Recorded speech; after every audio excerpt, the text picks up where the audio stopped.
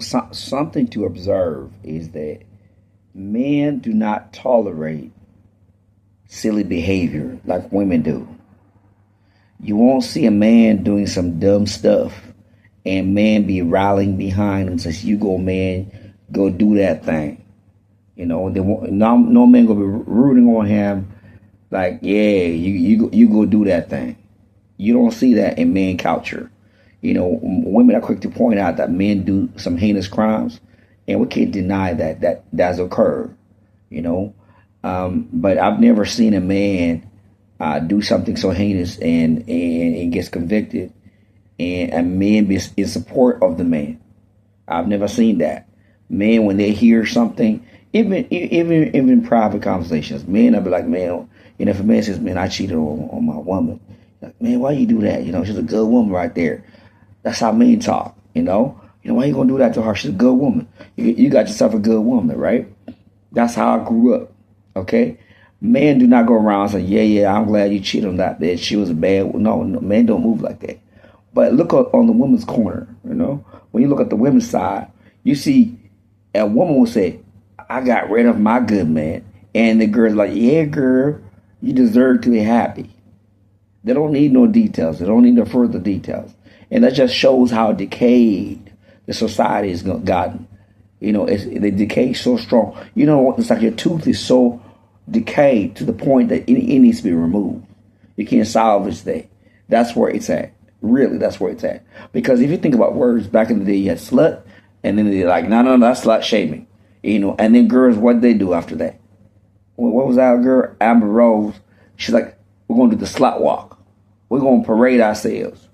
And there's another walk. They said, "Well, if the men can walk without shirts, we're going to free the nipple too. We're going to walk around without tops on."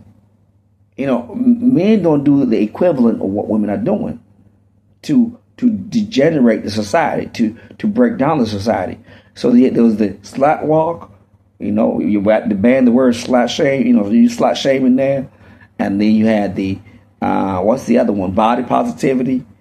You never seen a big old man, a hippopotamus kind of man size, be celebrated. You never saw that. And you had women like, Lizzo and everything else being put up on billboards who went ahead to lose weight anyway. Don't fat shame me. We know that fat, most larger than life people are not that attractive. Not to say that not even to mention their health. But so men could not talk about women's big size because that's shaming. So you got rid of the wet slut, and same thing with the body size. So men could not desire a reasonable sized person, but we didn't have equivalent to what the women was doing. And now what we have wholeflation, and we have 3 or 4. What does that tell you? You don't get to pick wives out of this basket. You do not get to pick wives out of this basket.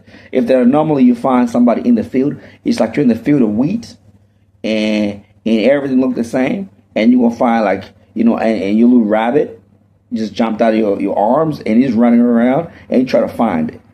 That's what it's going to be like to find a woman that you can do life with.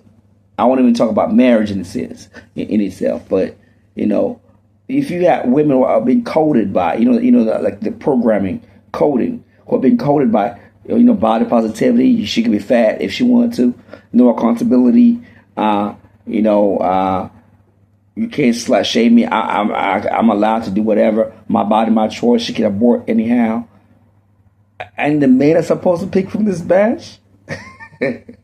You see what I'm saying? I think any man that wants to venture into that jungle of toxicity is a foolish man.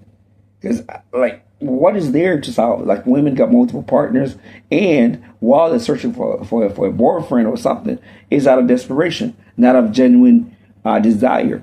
And then once they secure that man, he's just a placeholder anyway, because she still liked the guy that was giving it to her, and the only reason she was with this guy is because of money.